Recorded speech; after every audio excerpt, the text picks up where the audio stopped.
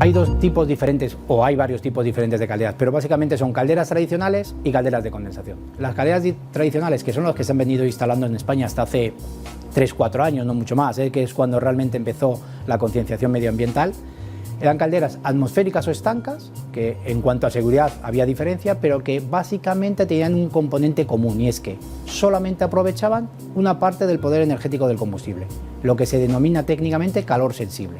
Todo el calor latente, es decir, todo el vapor de agua que se va por la salida de gases quemados, se perdía. Fácil de entender, cuando yo quemo un combustible, me da un poder energético para calentar agua caliente, por ejemplo, pero la chimenea sale caliente. Bueno, pues todos esos humos a esa temperatura es algo que pierdo, y en esas calderas tradicionales perdía mucha de esa parte en esa chimenea. En contra de estas calderas tradicionales han nacido las calderas de condensación, que el principal componente o la cualidad de este tipo de calderas es que aprovecha en su totalidad el poder energético del combustible. En resumen, ¿por qué una caldera de condensación puede llegar a tener un rendimiento de un 109% cuando una caldera tradicional se queda en un 90-91%, es decir, casi un 20% más? Básicamente porque aprovecha todo el calor energético que tiene el combustible en su interior, porque aprovecha el calor sensible y el calor latente, es decir, la salida de gases pasa a ser casi fría, porque todo el calor que se escapaba en las calderas tradicionales por la chimenea, la caldera de condensación lo aprovecha.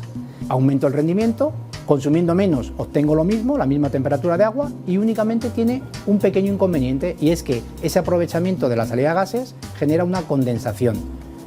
Esto significa que en la parte inferior de la caldera yo tendré que tener una recogida de condensados para llevarme ese agua de condensados a un desagüe, simplemente. Todo combustible tiene un calor sensible y un calor latente. El calor sensible es el que yo necesito dar al agua, por ejemplo, para aumentar su temperatura a 1 grado. Y el calor latente es el calor que se va al quemar un combustible por la salida de gases. El calor sensible siempre se aprovecha, porque es lo que yo quemo y aumenta la temperatura del agua, y el calor latente es el que se escapa por la salida de gases. ¿Cómo puedo aprovecharlo?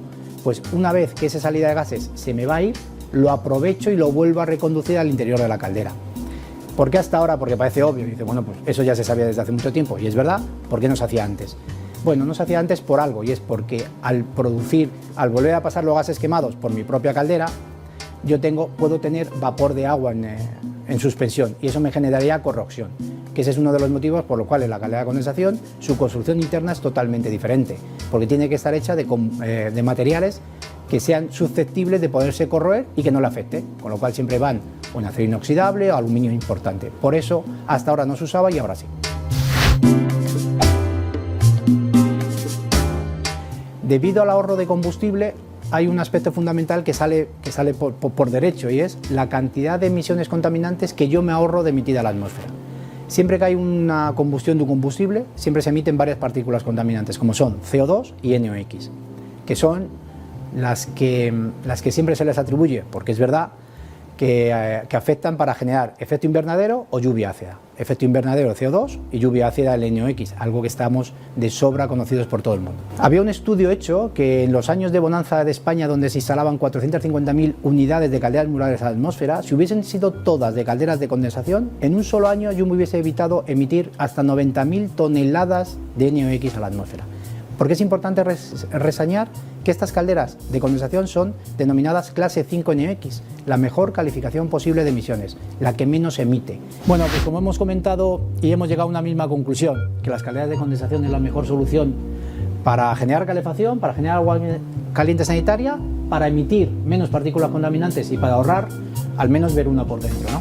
Lo importante, aparte de todos los componentes que tiene una caldera de condensación, como es válvula de gas, bomba, display digital, es que todo lo que esté en contacto con el agua, sobre todo el intercambiador de calor, esté construido en acero inoxidable. Como veis, la caldera de condensación, como os he dicho, aunque no estéis acostumbrados a ver otras calderas tradicionales, la construcción es bastante diferente, porque lo primero, y como os decía, toda la construcción en contacto con agua tiene que ser de acero inoxidable, o lo mejor es que sea de acero inoxidable. En nuestro caso trabajamos en este modelo concreto, que es la Bluelis Pro, la caldera de condensación más pequeña del mercado. Veis qué dimensiones tiene. Por consumir menos, por emitir menos partículas contaminantes, lo que no podemos es hacer una caldera grande.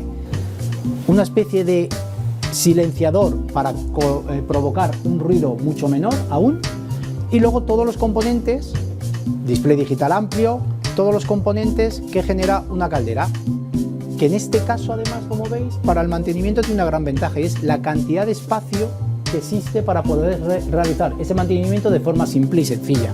Algo muy importante, porque las calderas, buenas o malas, condensación o no, requieren, o sería ideal, tener un mantenimiento anual. Siempre es importante para mantener esos rendimientos altos y para asegurar la fiabilidad del producto. En este caso, de forma muy sencilla. Con lo cual, como estáis viendo, es una caldera muy pequeña, en 25 o 32 kilovatios. Fijaros que con 32 kilovatios podemos llegar hasta viviendas más o menos de unos 300-350 metros cuadrados y poder dar hasta 20-22 litros minuto en agua caliente sanitaria, con lo cual es una parte muy importante de confort y de seguridad para el usuario, porque la inversión es algo mayor en el inicio, pero se amortiza en 3 años, porque tiene menos partículas contaminantes a la atmósfera, porque poco a poco Europa nos está obligando y nosotros somos conscientemente claros que tenemos que ir hacia ese camino.